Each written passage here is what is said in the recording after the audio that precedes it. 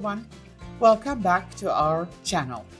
In this video, I'm going to talk about why we use storytelling and dramatization for teaching English to young learners. Every culture and every language have their stories.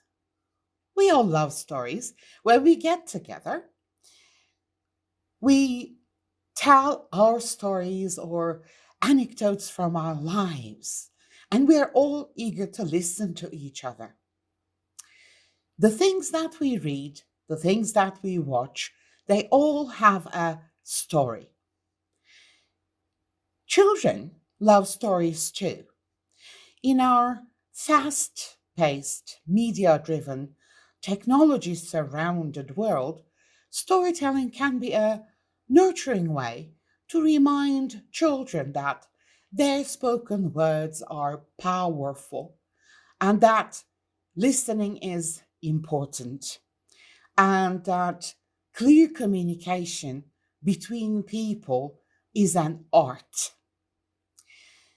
I know this is a digital age, but children will enjoy the traditional ways of doing things, like listening to a story, enjoying a story with elder people.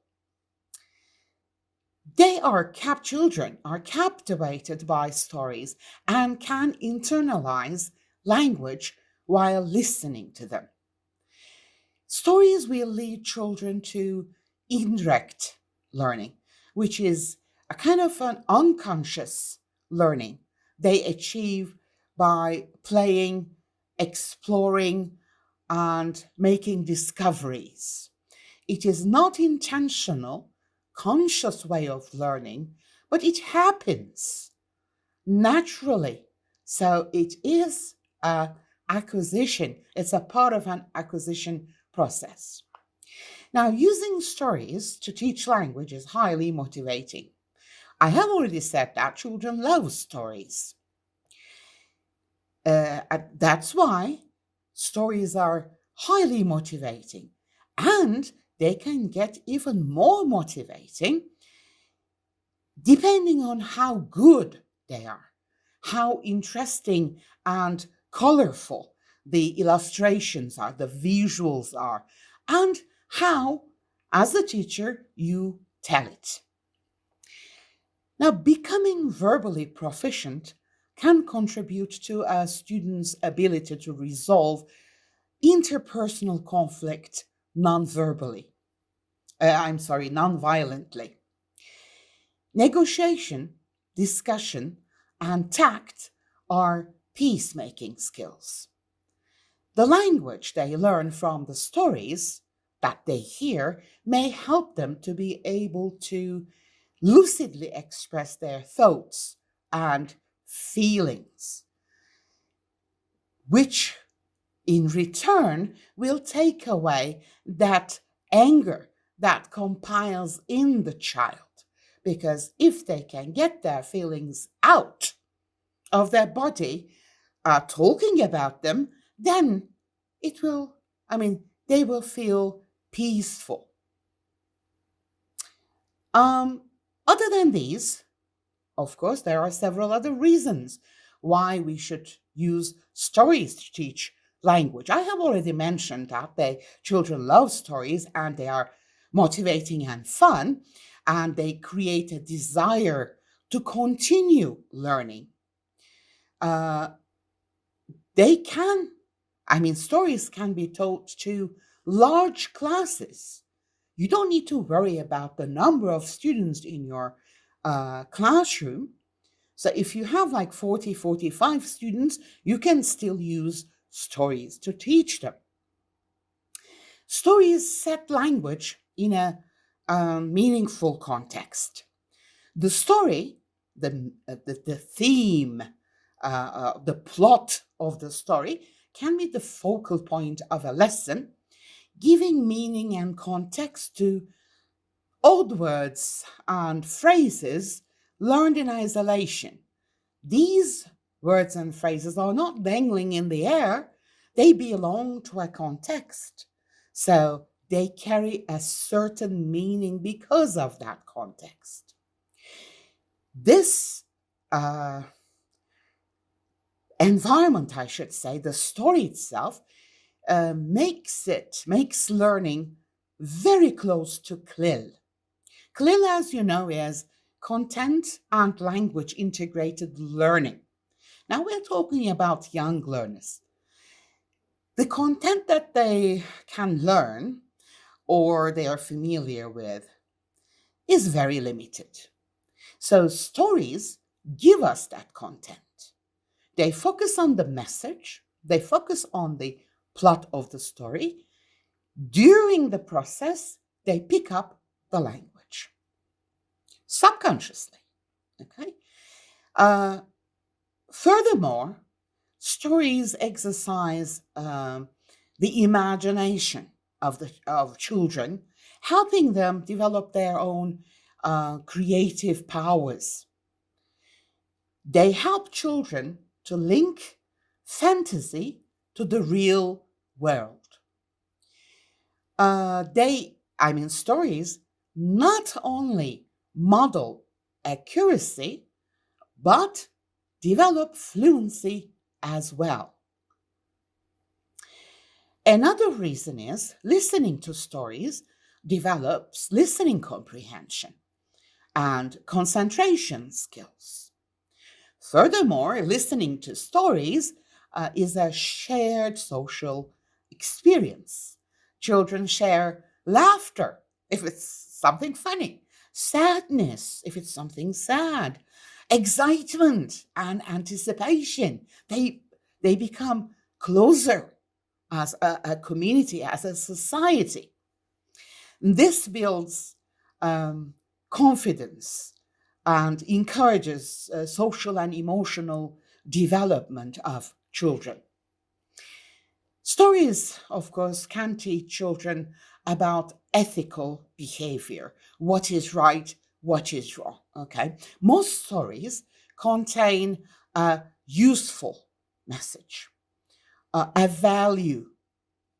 Okay, aside from language learning, so children can pick up some values and social norms and appropriate behavior forms from the story. Stories enable children to make critical judgments and express their own opinions. And the stories teach ideas, and they also teach how to express these ideas. Amazingly enough, children like to hear the same story again and again. They don't seem to get bored of hearing the same stories over and over again. So, stories repeat and recycle language naturally, and this reinforces language acquisition. Well, now, telling a story with a monotonous voice without any dramatization cannot create the impact that we want to create. And children may get bored. Stories offer great contexts for dramatization, using your voice, using your body language, facial expressions, gestures, intonation, stress, everything. So, if we want to sell the story, if we want to make the story nice to hear, nice to listen to, then we need to add dramatization. Dramatization is not something strange. Children are familiar with dramatization. They start acting out, imitating other people from a very early, very early age, like around 3, 4. They copy the behaviors of others. They act out scenes. For example, they become a doctor. They become patient, okay? Or they become a car driver, for example. So these are the role plays that they do in their daily life. Watch a little child playing with their toys. You will see how they change their voice, how they create all those voice background voices and noises, So they create their own scene, very much like shooting a movie.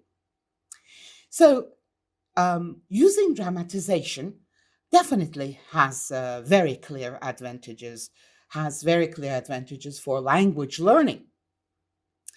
For example, it creates an opportunity for children to speak and communicate in English, even with the limited language that they have, because they're just repeating the lines of someone else. They're copying, imitating someone else's lines, so they don't need to worry about making new sentences. However, they understand the meaning. How do they display that they understand the meaning? By using their body language, gestures, intonation, acting out. Okay, so it's not meaningless repetition, it's imitation. It is meaningful because we know that learning begins with understanding. If they don't understand, they can't learn. Okay, while dramatizing, children can use different prompts like puppets, masks, or objects that they can find in the classroom. I'm not talking about fancy objects. They don't need to spend a lot of money on finding the costume or anything. So just, for example, wearing a cap will be enough to give them the role of, a football player, an athlete, a tennis player, whatever.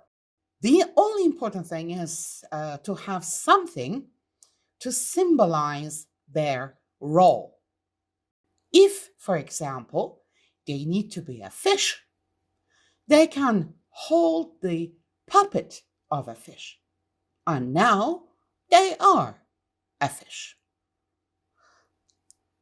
Remember, children have very wide imagination. They're very creative. They don't need too much to take the role of someone else.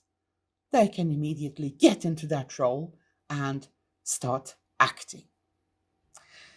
That's all for this video. Thank you for watching. Please don't forget to like this video and please subscribe to our channel for more videos. Stay safe, take care, bye.